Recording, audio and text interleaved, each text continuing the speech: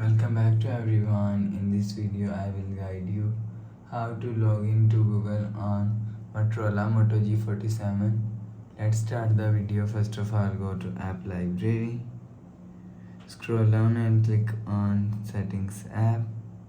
Now in Setting, scroll down and click on Password, Passkeys and Accounts.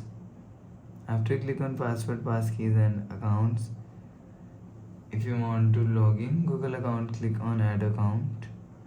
Click on Google. After click on Google Verify. After verification, enter email or phone.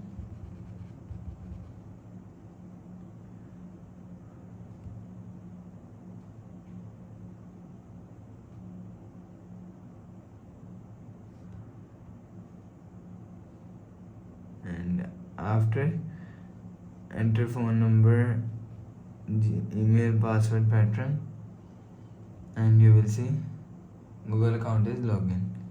So please subscribe for more new latest videos. Thanks for watching.